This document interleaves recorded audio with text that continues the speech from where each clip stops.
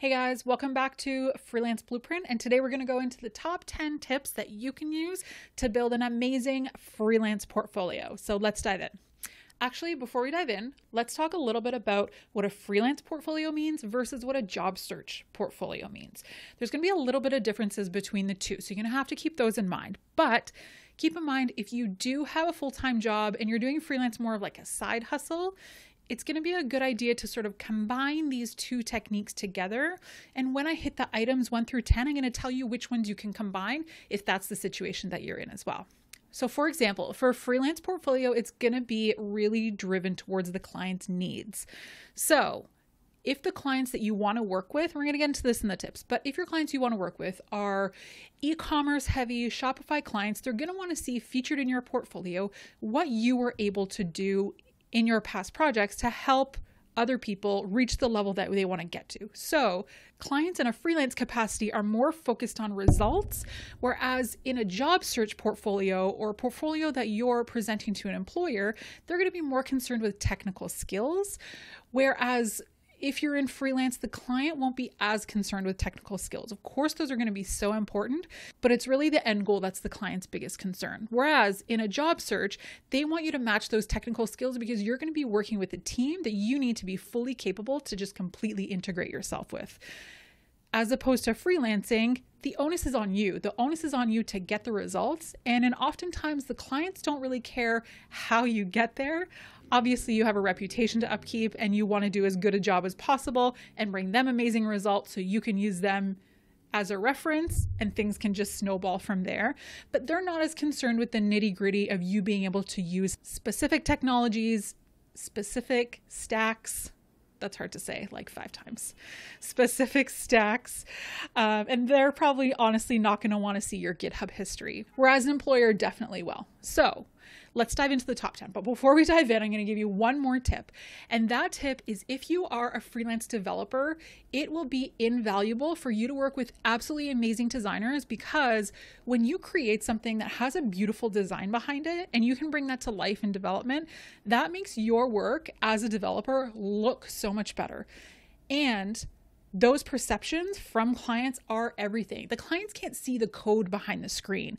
So everything that they're going to gauge you on is going to be on visual appearances. So I think that's much more important in a freelance portfolio than it maybe is in a job search portfolio. If you can marry both together, it's the best of both worlds, and that will bring your overall portfolio, no matter what you're looking for, definitely to the next level. I will also say about that it works the opposite way too. So if you're a designer that doesn't have development skills, working with a developer that can bring your designs to life, and if you create a design portfolio that you're linking to the live project, working with an amazing developer will elevate your designs and how people experience them on the web. So I can't express this enough. It's been so key to the growth of my business to really connect with someone who has an incredibly complementary skill set.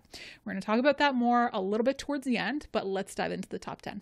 So number 1, prominently showcase your most important and most relevant work. So a lot of the times when people make a portfolio, either they can forget about it completely and don't update it, or they'll just update it with every single project, and your site's categorizing things that the latest you enter them just shows up at the top. That's not necessarily the order that you want to showcase them in. So the good rule of thumb to use is showcase at the very top the ones that you want people to hire you for. So for example, if you've done a ton of projects in WordPress, but you really want to move more into Shopify, and maybe you have like 1 to 2 Shopify projects, pull those up to the top, showcase them by making a case study out of them if possible, to really show how your skills have evolved in those areas and bring the attention to those skill sets too. Of course, the other ones are important, but they can sort of flow below that. The other related question that I get asked a lot related to number 1 is how many projects do you need in a portfolio? I would say there's a minimum of 2. If you have 2 extremely strong projects and you can expand those into a case study, even go into the things that you've not only created for the client visually, but if you've brought them from a past place to where they are now as far as sales, as marketing, the funnel, just the appearance, the usability, the accessibility, anything that's helped their site grow, really showcase these top two. So I would say 2 is a minimum. I mean, you can kind of go up from there. I don't think it's much use having like 30 to 50 in your portfolio. If you have between 2 and 10 strong pieces, I think that's more than enough. And I know a lot of times people when they're first starting out won't have that many, but we're going to get to that as well too. So showcasing 2 very strong pieces that have the components of the people who you want to hire you. Number 2, compare and contrast. This is something that I don't see people doing very often, but it can be super useful. I've used it before, and it really brings the attention of the client to what the site looks like before and what it looked like after. So if you're doing a portfolio piece, a lot of people focus on the after. They'll have screenshots, sometimes they'll have GIFs, and then of course like links to the live sites, things like that. But I found it very powerful if you can have a screenshot of before and then a screenshot of after. Of course, you have to remember, sometimes I forget, but before you deploy something to the live site, make sure you take a full page screenshot of what it was before. And if you can contrast those differences, the client has a visual benchmark of what you were working with before and what you were able to grow it into. Number 3, link to live sites. I see this all the time too, and you're making so much more work for the user when they go to check out your portfolio and has the name, it has the screenshots, but there's no link to the live working site. It's so important, especially as a developer, to be able to see this functionality. So just throw a button in or throw a link in close to the bottom is fine, that they can go directly to the site. Because if you're forcing them to copy and paste the name, look it up, potentially get the wrong URL, it's going to lead to frustration. So make sure you include the link to the live site. Number 4, is the URL important? I personally do think it's really important. As a developer, you should be able to deploy things live to a URL. So I think that's kind of a no-brainer. I know some people have said, yeah, you can put something up and host it on Heroku or host it on some other free hosting. And that's fine, and they still have access to the site in your portfolio, but it gives you an extra edge if you're able to put it under a domain that's under your own name, your brand, however you decide to brand it, but doing a custom domain with an SSL certificate not only lets people know that you're able to deploy a website, that you have at least a bare minimum understanding of security, and if they go looking for you on the web, they type your name in Google, guess what's going to come up? One of your portfolio websites, and that's exactly what we want to happen. All right, number 5, and I have not seen this mentioned anywhere. Make your website accessible. So many government institutions, so many companies are now legally required to make their sites accessible. So you need to be able to not only showcase in your portfolio as one of the features of a site that you've built, its accessibility standards that you've met, but also in your own site, make sure it's accessible. Not only it's the right thing to do because you don't know who is accessing your site and what requirements they may have, but because almost nobody does this, it will give you a huge edge above everyone else because there's so much legislation coming in now that forces big companies' sites to be accessible. You standing out from the crowd and saying like, hey, not only everything I built in my portfolio is accessible, but my portfolio itself is built on an accessible platform. Now they have this huge trust in you, not only as a client, but as an employer, that you're able to step up, do the right thing, and that you have the skills and foresight to be able to see what's coming and adjust accordingly. All right, number 6, this one we have actually seen in a lot of places. Clean up your socials. So that doesn't necessarily mean that you can't have a personality. I have travel pics. I'm converting a Sprinter van and kind of like taking my business on the road. And a lot of clients actually really love that. I include it in all my socials. I include updates to that. So you can definitely include things that are not related to development. It gives you a multi-dimensional personality, which we all have. But if you're fighting against your rival sports team, or if you're at frat parties doing keg stands, maybe not the best pictures and words to include on something like your Twitter. So make sure you give a good screening for like the last 2 years of what you've posted on social, because people definitely nowadays, I would say almost go straight there to see what kind of person that they're going to be hiring. The bottom line is when someone's hiring, whether it's freelance or whether it's an employer, yes, skills are part of it, but they're not 100%. And I know so many managers that would so much prefer to hire a driven, a good and ethical and loyal person than somebody with amazing skills but has like a terrible social track record. So it's definitely something that's becoming more and more important. Just something to keep an eye on. Next up, number 7, be honest. First of all, this is your time to brag. Your portfolio is your platform to be like, look at all this cool stuff I made. Look at what I was able to do. And look how beautiful I was able to make it. But you want to be careful not to oversell yourself, because if you're listing off all of these libraries and platforms you actually don't have any experience in, you're really just shooting yourself in the foot. Number 8, this is very specific to the freelance portfolio, but don't over jargon. As developers, we have tendency of overcomplicating things and explaining things in the terms that we understand, which can often be confusing and overwhelming to clients. So specifically for client portfolios, if you're freelancing, you can definitely list out things like your tech stacks. That's fine. But in the summaries, you don't want to say that, oh, we use such and such platform, we did it in this language.